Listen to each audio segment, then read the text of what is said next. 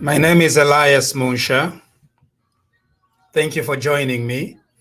I'm coming to you live. So in the meantime, I'm going to let you share with as many people as possible so that we can get started. Okay? I'm going to let you share with as many people as possible. We are talking about the cyber bill. What is it called? The Cyber Security and Cyber Crimes Bill 2021. That's bill number 2 of 2021. So I hope you're going to join us. Okay, I hope you're going to join us. The music that I'm listening to today is Nayangale. It's on repeat. It's on repeat. Okay. Now, I am still trying to figure out whether Facebook has been kind enough to let me broadcast, because there's been issues with my Facebook page broadcasting live. Let's see.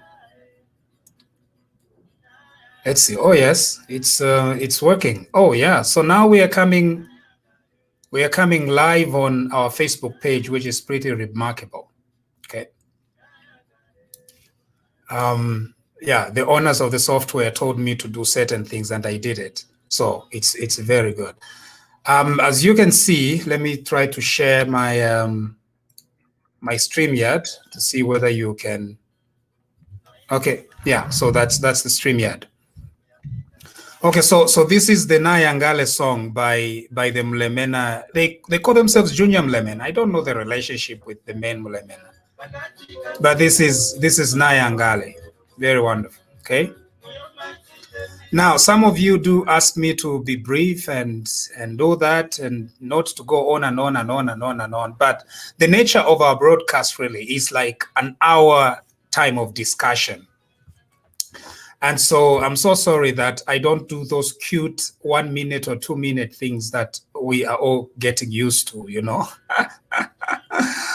So mine is a long time. And the reason is because some of the things that we discuss require time. How can you discuss the cybersecurity crimes bill in 2 minutes? That's why you're getting misinformed about it, you know. So for me, we take slightly longer. And I don't like it, but I'm sorry. If you have to go back to it, you can always go back to it, because we are not going to delete it after our presentation today. Now, of course, I know that data is expensive, so that's pretty sad. Anyway, so I'll be starting momentarily on the cyber crimes bill. So I hope you can share with as many people as possible. We need us, you know, we need a lot of people, not just 100. We need to take it to like 1,000 or something like that. What do you think? Anyway, do what you can by sharing. As you can see, I am now sporting eyeglasses. These are, they're calling it medication to help my eyes with reading. And it's very helpful. I can't believe how clearly I'm seeing letters. You know, letters that used to be so fuzzy, now they are so clear. And I'm thinking to myself, like, what is really happening? I've been missing out on clear sight for so many years. Not anymore. Now, these things are helping me a lot to read everything. So we're going to do it. You know, what do lawyers do? Lawyers don't just go to court. Court work is like 1% of a lawyer's job. A lawyer's job is read and read and read and read and write. So with the computers, you have to sit and read the whole time, you know. And kunoko basungu, we don't have secretaries. At wala lemba fe vinturi romboperi secretary akulembere. No, you know. Everything you do it yourself. So you are your own secretary. You are your own everything. Come on. So it's quite amazing. Okay. So we are now going to discuss the Cybersecurity and Cyber Crimes Bill number 2 of 2021. Where are we going to start from? Okay, just let me know if the song is distractive. If not, we are going to keep it. If it's distractive, we are going to switch it off. Okay, okay. What I have in my hand right now is known as the Electronic Communications and Transactions Act 2009. Okay? The Electronic Communications and Transactions Act 2009. Because it's an act of parliament, it means that this is the current governing law in Zambia as far as electronic communications and transactions are concerned, as far as cybercrime and cybersecurity is concerned. This is the governing legislation, okay? It's known as the Electronic Communications and Transactions Act 2009. To make it easy, because I should not be saying this long word throughout our discussion today, okay? I shouldn't be doing that. So what I'm going to do is I will be referring to this as Act number 21 of 2009, okay? I'll be calling it Act number 21 of 2009. So when I say that act, what I mean is the Electronic Communications and Transactions Act 2009. This is governing law. It's about 70 pages. I think it's about 70 pages, and it can be found on the Parliament of Zambia website. So the law that governs cyber crimes and cybersecurity in Zambia currently is this piece of legislation. This is the piece of legislation. There are several other pieces of legislation that accompany this piece of legislation. One of the other pieces of legislation is Act number 15 of 2009. Act number 15 of 2009 is the act that creates ZICTA, the Zambia Information and Communications and Telecommunications Authority, the authority. That act is known as Act number 15 of 2009. It appears like 2009 was a very good year for electronics in Zambia. So two principal acts, the ZICTA Act, or the act that creates ZICTA, which is known as Act number 15 of 2009. And then there is this Act number 21 of 2009. So this is the governing act. So this is the act that presently in Zambia is law, okay? Now, the PF government or the PF cabinet has decided to break this law into two, okay? So this law, the Electronic Communications and Transactions Act 2009, they have decided to break it into two. They have decided to break it into two pieces of legislation. Two pieces of legislation. These two different pieces of legislation that they've taken from this act are known as, the first one carries the same name, okay? The first bill carries the same name. What is the name of the first bill? It's known as the Electronic Communications and Transactions Act 2020, okay? That bill, we are going to call it an act once it is enacted, but now it is a bill. So the Electronic and Communications and Transactions Bill 2020, it was presented to Parliament in December 2020.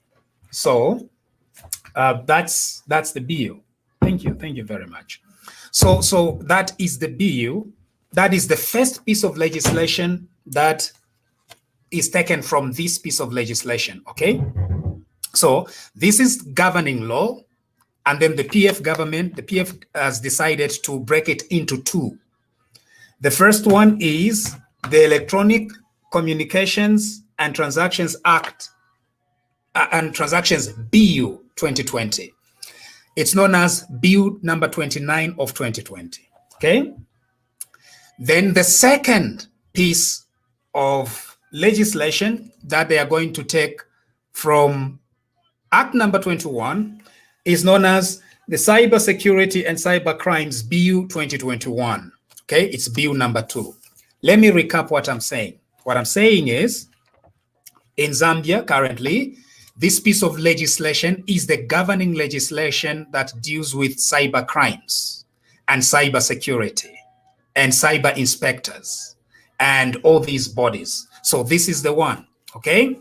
The governing law is known as Act number 21 of 2009. This is the governing law at the moment. The PF is proposing to break this into two. So they've broken it into two. They are proposing to break it into two. The first piece of legislation goes by the same name, the Electronic Communications and Transactions Bill 2020. The second bill that they are getting from this act, the original act, is the Cybersecurity and Cyber Crimes Bill 2021. Okay. If you read the governing bill, but the governing act, which is Act number 21 of 2009, if you took it out and you read it, this is the one that we have. In other words, if you take it and you read it, you are going to find that most of the things that are in this act are also in this bill. Okay? I hope it's not confusing. So they have taken this act, they've broken it into two. However, the Cyber Crimes Bill has provisions that are extremely similar with the Act number 21 of 2009. Extremely similar. The Patriotic Front has, I think we broke off there for a bit. Are we back now? Are we back now? I think we are. So the challenge that the Patriotic Front faces is to try and sell this bill. They've got to tell us the reason why they are abandoning this act and splitting it into two. Okay? Why is the Patriotic Front cabinet deciding to split the current act, the current law that governs cyber crimes? Why have they decided to split it into two, repeal this act, and replace it with two pieces of legislation? The question must be answered. Why? Now, I'm not a government spokesperson, so it is not up to me to answer on behalf of the government. It's the government itself who should explain why they want to split this piece of legislation. All right? So for me, my job is to read the pieces of legislation and make up my own mind as to what they are trying to get at. Okay? That is my only job here, right? I can't speak for the government. I don't know why they decided to split this act and split it into two. I have no idea what they are trying to get at. However, in order for the Patriotic Front to justify why they are doing it, they needed to explain to the people of Zambia, what is it that this current act has not done? What is wrong with the current act that defines cyber crimes and cyber security? What is wrong with this act? It's only when they answer that question that we are going to support or react to the two pieces of legislation that they have taken to Parliament. Okay? So, what is wrong with this act? Let them tell us. What is it that Act number 21 of 2009 has not done that necessitates their decision to split it into two? Not only are they splitting it, but they are adding a few more things to the Cybersecurity and Cyber Crimes Bill 2021. Okay? So they better tell us what is going on. Why have they decided to split Act number 21 of 2009 into two pieces of legislation? One that is going to be called the Electronic and Communications and Transactions Act 2021. The second one is they're going to call it the Cybersecurity and Cyber Crimes Act 2021, assuming that it passes. All right? Because cyber crimes are defined in this act of number 21 of 2009. It defines what are cyber crimes. It defines cybersecurity. It, in fact, establishes the body that is going to be involved in helping law enforcement agents deal with cyber crimes and issues of cybersecurity. Okay, so at the moment, the Patriotic Front government and cabinet have not given the people of Zambia enough justification for repealing this act. And after repealing this act, replacing it with two separate pieces of legislation, there is no explanation why they are deciding to do that. They can't just decide to say, no, we are going to do this without explaining to the people of Zambia. If they do that, then the people of Zambia have the liberty to question them. And Zemweba Ome, this is what you are trying to do, but what is the reason why you are trying to do what you are doing? Okay, so I'm going to let you take some time and read the current governing legislation. I have read the current governing legislation, and I've also read the proposed bill. And in a moment, I'll be able to explain to you some of the changes that I notice in this new piece of legislation. Do we have any questions at the moment? Because I want to make this as interactive as possible. Do you have any questions specifically about the act and the bill that is before us today? I'm using original Amasamba Tangada Masamba from Harare. Conrad Super said that we are still reading it. Yes, continue reading it. Kasama is in the house. I can see that. Nchimunia watching from Sweden. How is Sweden, Nchimunia? Okay. All right. So if there are no other questions, then we are going to delve in a little bit more.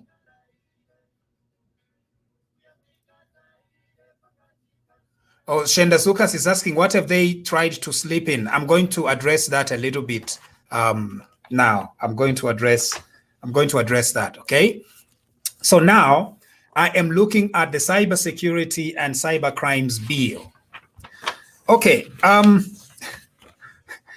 you're going to find this extremely interesting. The Electronic Communications and Transactions Act itself actually gives so much power to the government to tap into your conversations. So the 2009 bill itself, it already empowers investigative agencies to tap into your private communications. And so that is even making us much more curious. If Act number 21 of 2009 is already so invasive, it already gives the government and law enforcement agencies so much power. Why then are they proceeding with finding a new bill? You know, that is the most confusing thing, because most of the provisions in this new bill, in this bill number 2 of 2021, are very similar with the current governing legislation. So we need to ask ourselves this question: what really is going on? You know, what are they trying to achieve through this? Okay, now I'm going through the bill. Again, remember, the bill is split from the current act that is governing cyber crimes in Zambia.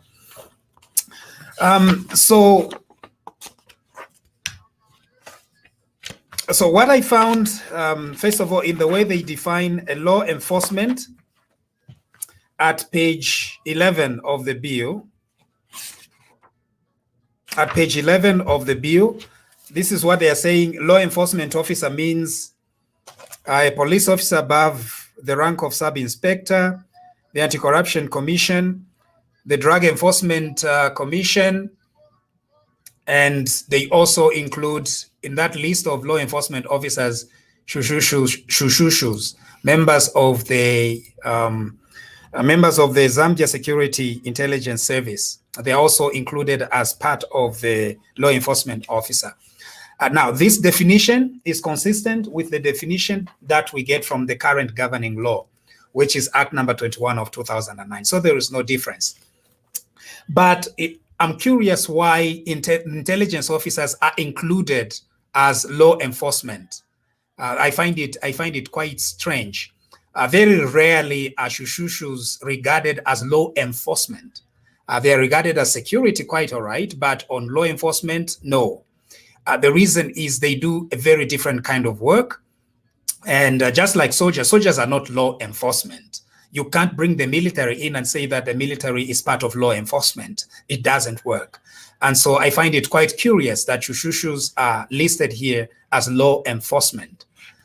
Indeed, for a country to be governed properly, I'm still trying to get used to this thing, you know. For the glasses, yeah. So at least for shushus, they do their work, and their work is very important to our democracy. But on them being included as law enforcement, it's quite suspicious. But this is consistent with the Act of 2009. So I don't know what they are trying to get at. Okay. The cybersecurity and cyber crimes creates or recognizes ZICTA. It recognizes ZICTA. It still reverts back to ZICTA as the authority that regulates internet and cyber things in Zambia. So it does that at page 13.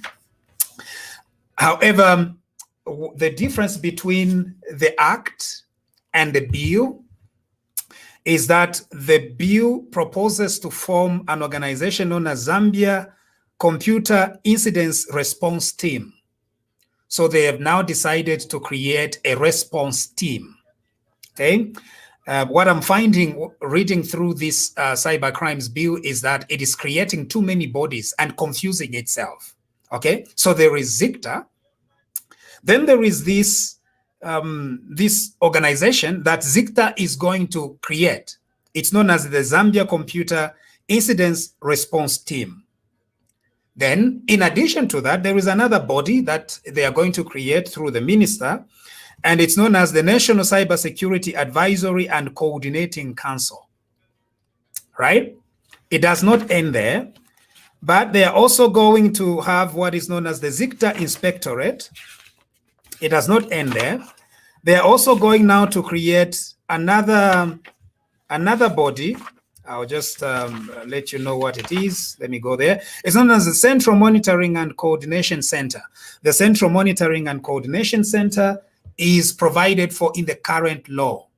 Okay, so these are some of the deep questions that we have. If this current act already provides for the control and coordination center, has that center been established? If it's been established, how has it been working? You know, things coming out. How has it been working? How are things going? So that is the Electronic Communications and Transactions Act of 2009. It already provides for the coordination center. Okay. So I think that is where the main differences are between the act that is currently governing and the bill, is the introduction of the Zambia Computer Incidents Response Team. Again, ZICTA is already empowered in this piece of legislation. Further, law enforcement agencies are empowered to apply to a judge for a warrant or an order to search a computer. So this is making us much more curious as to why this bill must be established. Okay, so there is ZICTA, then there is the Zambia Computer Incidents Response Team, then there is the National Cybersecurity Advisory and Coordinating Council, and then there is the inspectorate. So there's going to be cyber inspectors. Remember, the current governing legislation actually also provides for cyber inspectors, so it's not new, right? It's not something that this current bill is trying to come up with, but it's been there in the current legislation. Okay. And cyber inspectors can apparently have access to a premises and search the computers and things like that from the 2009 Act. Okay. And then section 15 of the bill, it is talking of investigation of cybersecurity incidents. Now, this is where, in fact, the NGOs, the civil society organizations are objecting. Verse 15, section 15, where the authority receives information regarding an alleged cybersecurity threat or an alleged cybersecurity incident, a cyber inspector appointed may, having regard to the potential impact of the alleged cybersecurity threat or alleged cybersecurity incident, go and investigate that incident. This is too vague. It's too broad and too vague. You can't just say that when where ZICTA receives tips. So it needs to be much more specific. If you are saying that ZICTA is going to receive tips, what does that mean? And what does a security incident mean? What is a security incident? Is calling Lungu Washikadondo, for example, if you called President Lungu Washikadondo, is that a security incident?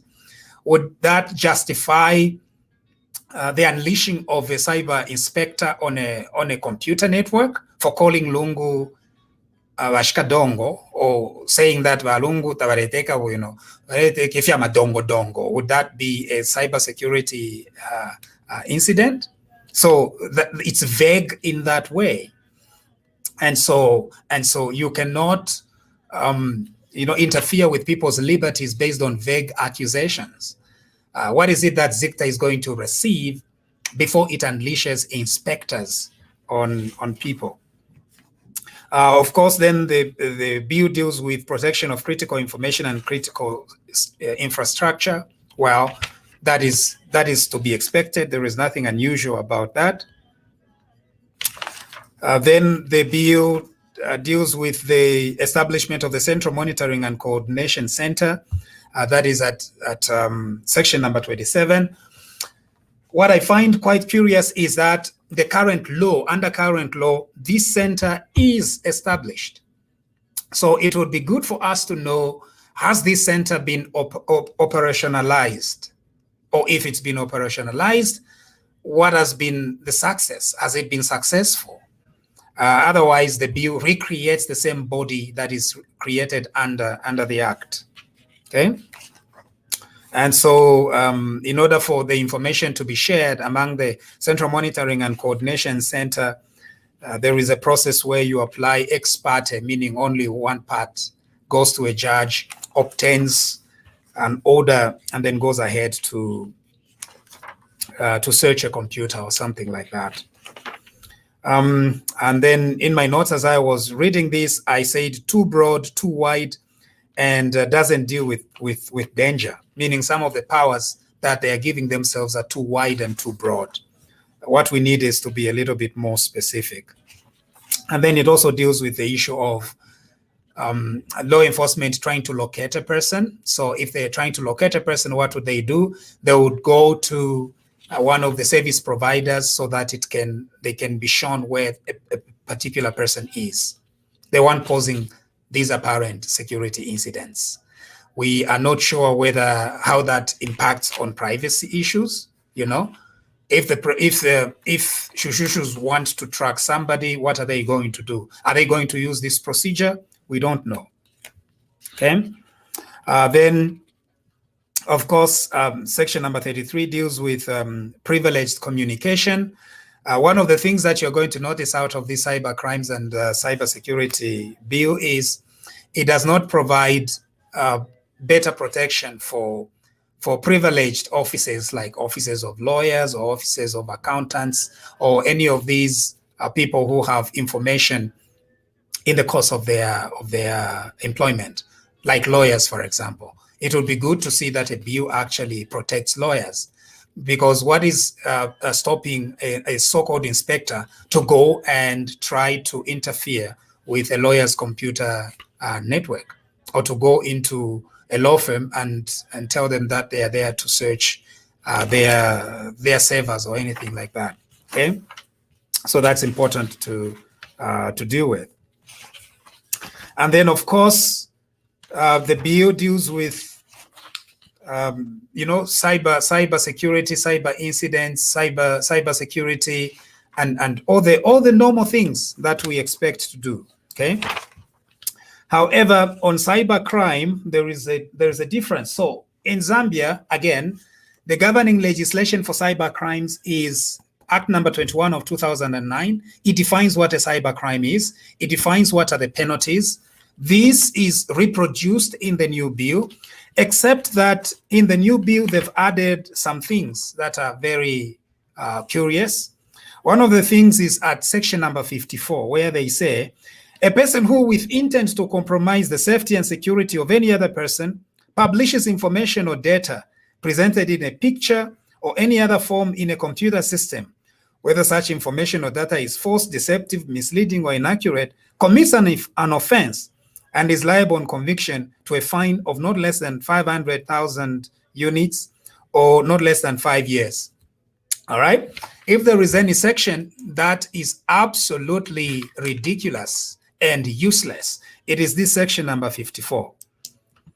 It says that if you intend to compromise the safety and security of any other person and then you publish something that is false, you are liable to imprisonment for 5 years. This is pretty ridiculous, because online, on Facebook, on Twitter, on TikTok, or any of those things, we have several people that parrot others and they say things about other people, but saying that they are liable for 5 years imprisonment is a bit of a stretch, right? That's a bit of a stretch. Okay, so that is one of the ridiculous things that ought not to be tolerated at all. So that, in brief, is at section 63. It says a person shall not use the computer system for any activity which constitutes an offense under any written law which is not provided under this act. Now, this is just a blanket general statement that they have decided to include in this bill.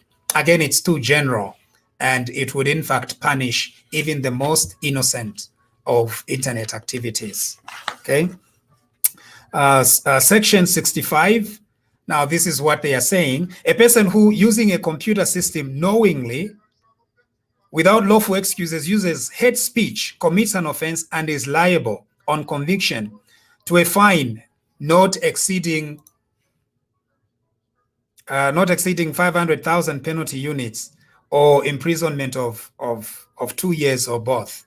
Again, the issue here is that what is hate speech? What qualifies as hate speech, right? There is quite some, consensus here that tribalism is hate speech and it ought not to be tolerated. But the problem here is that the state is going to have the prerogative to choose what it prosecutes and what it does not prosecute. And so, whereas there's been some anti-Tonga sentiments, if the state is not willing to prosecute those, they're going to ignore it. And if we are in a culture where we tolerate anti-Tonga sentiments, if, for example, the Tonga people speak back, would that qualify as hate speech? I don't know. So these are some of the things that require some reflection and sober reflection for it. Section number 69 is also one of the controversial sections. This is what it says. A person who, in using a computer system, intentionally initiates any electronic communication with the intent to coerce, intimidate, harass, cause emotional distress to a person, commits an offense and is liable on conviction to 5 years. Okay? So section 69 is also very controversial. What they are saying is that if you use a computer to cause emotional distress on another person, you could go in for 5 years. That is not right. Okay?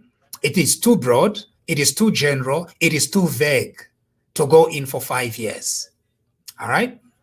And what is emotional distress? Okay? You see, if you stand up and say that what is some of the insults that I receive here? Okay, let's say Urikakote. So when you guys say ndikakote, ondemonekangakakote, you know what? It causes me emotional distress. So then I can go to the police and report that and say that I'm emotionally distressed because my people at Facebook balanjidati ndikakote. So I have I'm under emotional distress. And for that crime, if you are found guilty, you are liable for 5 years in prison. Imagine, 5 years imprisonment. Because it's emotionally what? It's emotional distress. What about when I say, Lungu, go black on his hair? All right? Because for a person to use go black on their hair, it means that they don't want infui. So for me, when I point out and say, go black to dye his hair, that is definitely emotionally distressing to him. Now, am I going to go in for 5 years for emotionally distressing the president? So this particular section, it does not make sense, okay? It is too vague and too general. The state should not be protecting people from emotional distress. It shouldn't interfere in that, okay? And emotional distress is difficult to define. How are you going to define emotional distress? All right? Okay, so 5 years is not is not going to be tolerable. So look at this: intent to coerce, intimidate, harass, or cause emotional distress to a person commits an offense. No, we want the freedom to cause emotional distress to others because there is nothing wrong with it. What is wrong with causing emotional distress to another person?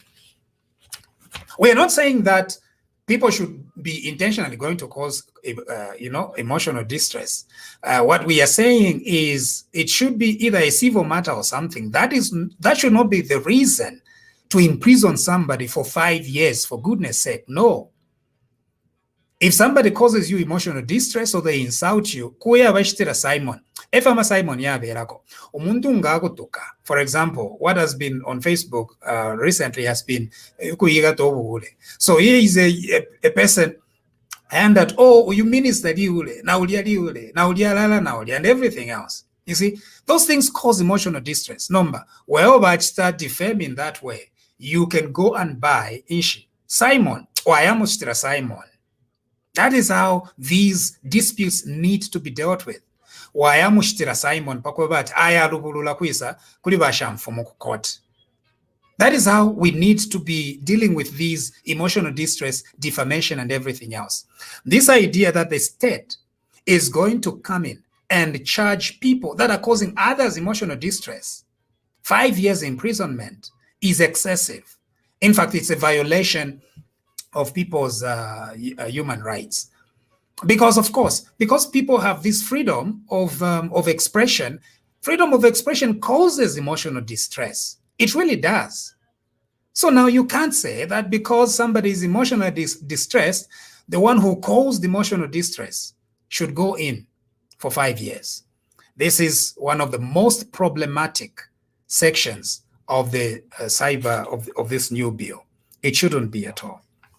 Okay, one of the good things is the fact that it recognizes child pornography and it calls it by that name, child pornography, and that is a cyber crime. Okay, online, which is pretty good. Section 80. Now, this is one of the controversial sections as well. A law enforcement officer may, where the law enforcement officer is satisfied computer data is reasonably required for the purpose of criminal investigation, by written notice given to a person in control of the computer system, require the person to disclose relevant traffic data about a specified communications to identify the electronic communication service providers or the path through which a communication was transmitted. This again is too general. And what is in fact much more controversial is that it is done without judicial oversight. Somewhere else in this bill, they have judicial oversight, meaning you must obtain a warrant from a judge or from a magistrate. which is important in a democracy, judicial oversight. This particular section just says that if an officer is investigating, they can just go to a company and tell them to give them information about who the service provider was and the path through which the communication happened. This is not right. It is not fair at all. Okay.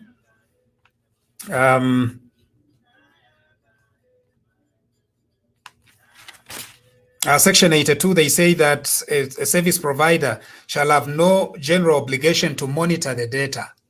Okay, so at least they're exempting service providers from a general, to put a burden on service providers to try and track communication and everything else. Okay, so in brief, that's the Cyber Security and Crimes Bill 2021. What is my verdict? My verdict is, apart from the child pornography thing, okay, but child pornography is already, I think it's already dealt with under the current act. There is nothing wrong with the current act. So they should abandon this system of trying to come up with this particular bill, because this bill has a few sections in it that are going to violate Zambians' freedoms and Zambians' rights. And because of that, they should not go ahead to enact this into law. Instead, they already have enough tools. The Zambian state has enough tools to deal with cyber crimes using the current law, which is the Electronic Communications and Transactions Act 2009. There is nothing that has dramatically happened between 2009 and present for them to justify setting aside this act, splitting it into two, and having this cybersecurity and cyber crimes bill. That is my opinion. Okay. Any questions?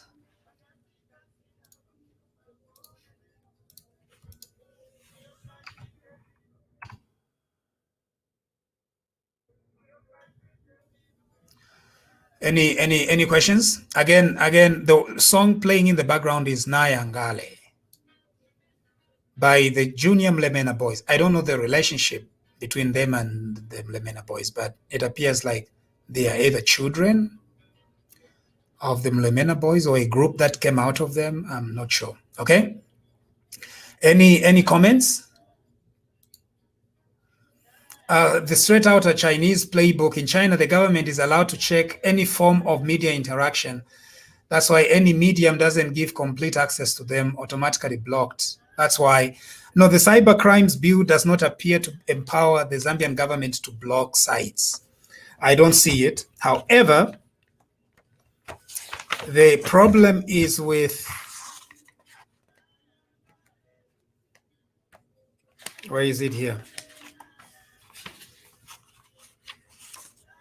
The Zambia Computer Incidents Response Team. Could this be used to block some websites? Maybe it could, because at section 6 of the bill, it says provide incident response management services, provide alerts and warnings, assess and analyze the impact of incidents, assess and coordinate the work of sectorial cyber incidences, participate in information sharing and disseminate the information with international cybersecurity, participate. Yeah. So this responsibility is really under ZICTA. They should have just left it to ZICTA, but now they're creating so many confused bodies within ZICTA that it is not making sense. And then there is also the National Cybersecurity Advisory and Coordinating Council, which has responsibilities that are straight under the minister responsible and ZICTA and things like that. Okay, so I think the government has enough tools to fight cyber crimes in the current piece of legislation. There is really no need for them to go ahead and enact this bill. They need to withdraw it forthwith and concentrate their efforts on much more productive things, such as the marriage bill, which I understand is going to be presented to Parliament soon. Otherwise, that is my my conclusion.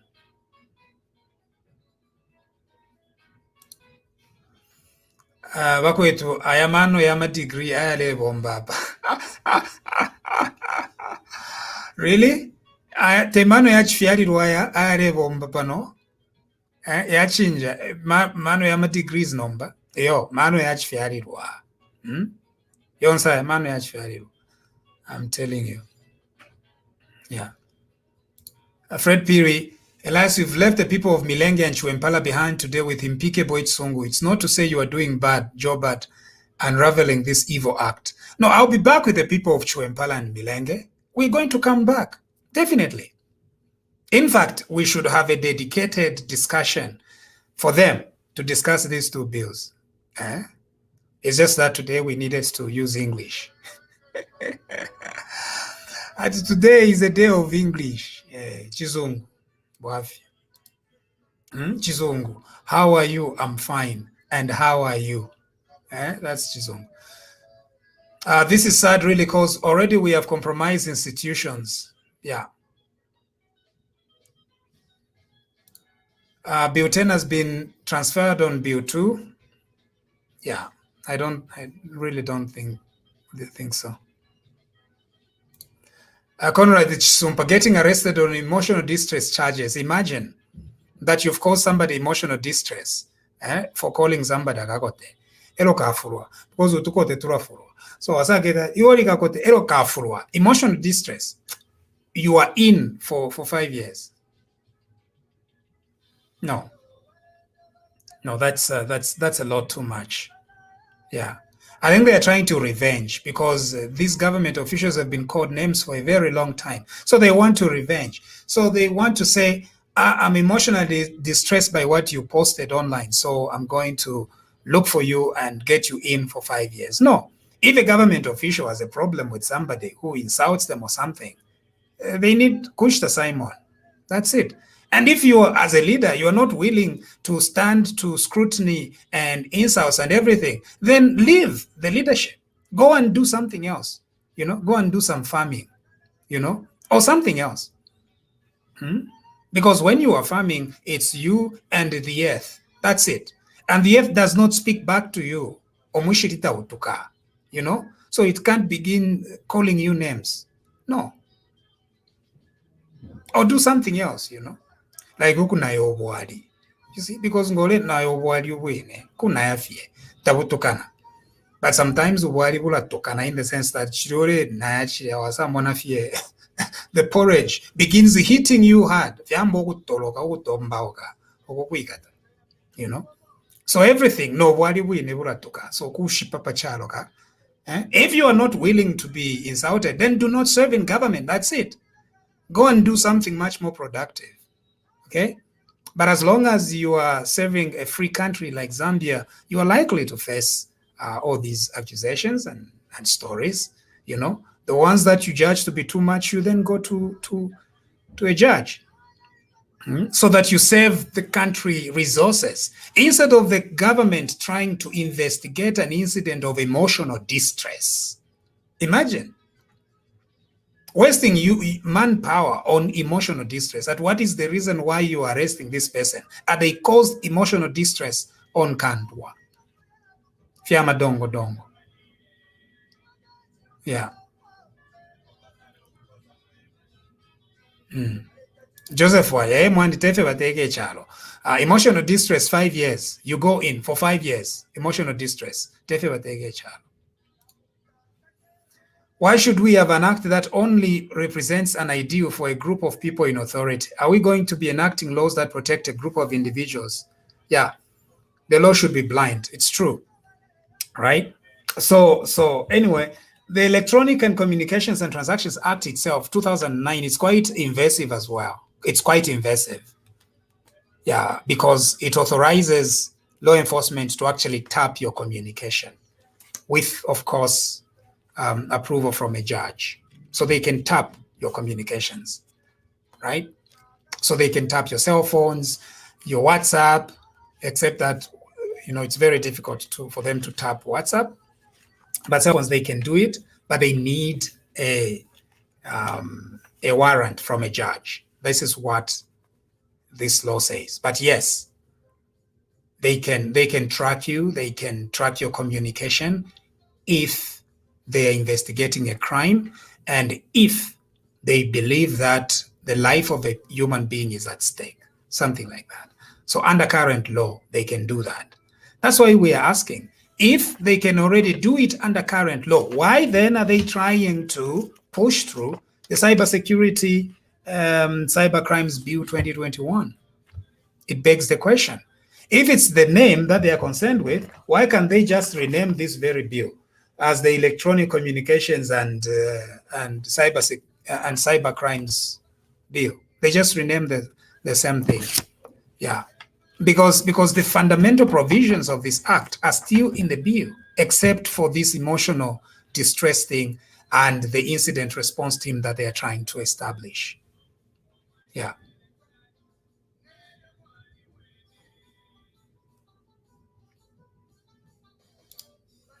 We are in trouble. We will be clamped.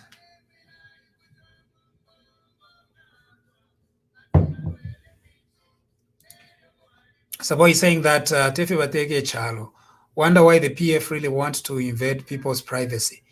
The funny thing, Saboy, is actually current law in Zambia is invasive. You know this one, the current act is quite invasive. It's the one that gives law enforcement the authority to tap your telephones, to tap your communication. It's a law from 2009. It actually authorizes them to do that, right? Yeah. So tapping telephone is not because of the bill. It's because of the act that is already there. That's why the question we are asking is, if this act already gives law enforcement so much power, why then are they trying to set it aside and come up with this bill? It does not make sense. They already have the tools. If they want to investigate any cyber incident, they already have the tools under the current law. It's not like there was a vacuum and then they are trying to fill a vacuum with this law. No. This law already defines what a cybercrime is, provides for a sentencing and for penalties. It's already there. Okay, so it's really strange.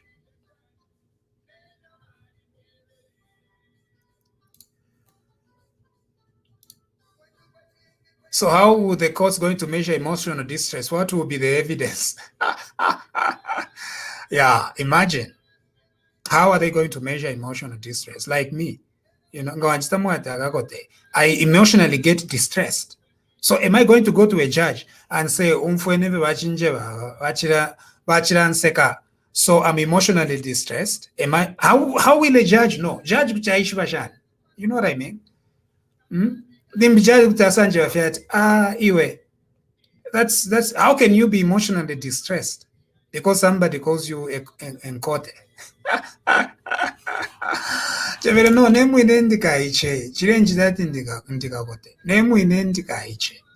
maybe a judge will agree at okay, fine, it's true. 5 years, up to 5 years in jail for causing somebody emotional distress.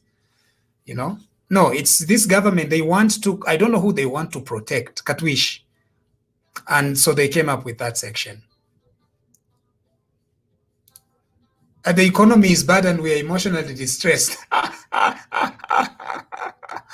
Bruce Mwanza, only Bruce Mwanza can say this. So Bruce, what you are saying is the economy already is very distressing. The economy is already distressing us. So we are going to take the government to task. Hey, man. Can you explain more about migration? I think some of us have to leave. Oh, migration? My job here as an immigration lawyer. I try to stay away from advertising my services as an immigration lawyer in Canada on this platform. I try not to talk about that. But of course, I'm an immigration lawyer. I'm a Canadian immigration lawyer.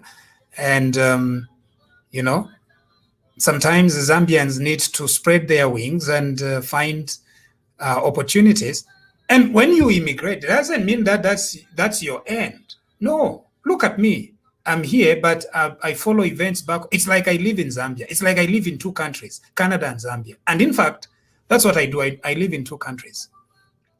So going into different countries, it's wonderful. It's nice, you know. You work in Zambia, you work in Zimbabwe, in Malawi, South Africa, Canada. It's now a global village. So yes, I work as an immigration lawyer. I'm an immigration lawyer. Specifically, I'm a visa lawyer, visa lawyer, because I do get inquiries like, do you look for jobs? No, I don't look for jobs. I'm not a job hunter. Is that what you say? Job hunter? No. So I don't deal with jobs. Some ask me for jobs in Canada. I don't deal with jobs. I deal with visas. So I deal with a person who already has a job in Canada and they're looking for a visa lawyer, somebody to fill their forms. That's my job. So I fill forms for people that want to visit Canada, study in Canada, immigrate to Canada. Immigration at the moment is open, but of course you've got to be young. Unfortunately, you've got to be young. Between 20, to stand a good chance, you've got to be between 20 and 29 and 30, 31, yeah. And then you've got to do very well in English IELTS, done by the British Council, yeah.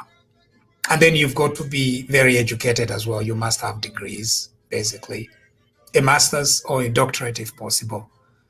Those aspects enhance your chances of immigrating to Canada as a skilled worker. Okay, so that's the job I do. The other thing I do is I represent refugees. So we do have refugees in Canada. So I don't represent refugees that are outside of Canada. I represent refugees people that are already in Canada and they are seeking refugee status. They are seeking Canada's protection, right?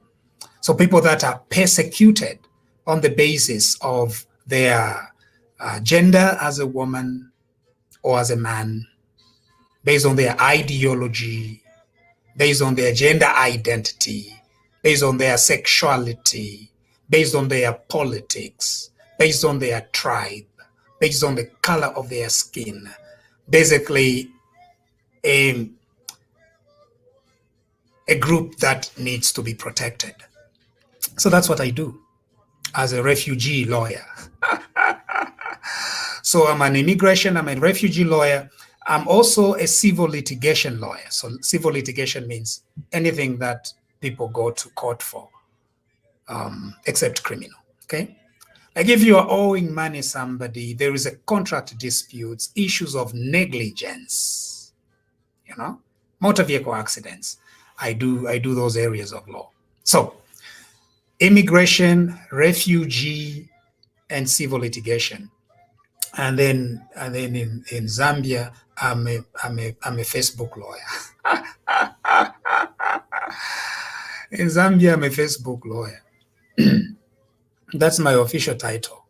I'm a Facebook lawyer. Okay, so and then of course I do the job of looking at Zambian law and trying to help with the development of Zambian law. Okay. What are the requirements for the bill to be passed? Simple majority. This is an ordinary act of parliament. So simple majority of the quorum. So what are the chances that it will be passed? If the PF insists, they are going to pass it. And then they are going to repeal the current law and replace it with two separate pieces of legislation. Okay.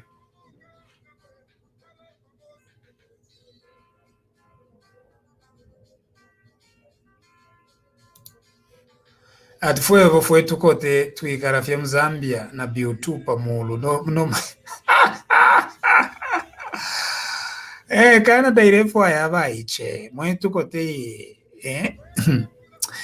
I do have some friends of mine asking me, you never wanted to. That's when you are contacting me. No, it's point-based. What I'm saying is that the older you are, the less points you are going to have. But yes, I do have clients that are my age or slightly younger, they still said, well, go ahead and represent us and advise us on the express entry. So I do have older clients, right? But of course, the older you get, the less chance you have. I'm not saying that there is absolutely no chance. But anyway, today's discussion was on these two bills and not on my job, okay? Because who am I? My job. It's, it, you know, what is important is this. Okay. Thank you very much for joining me today.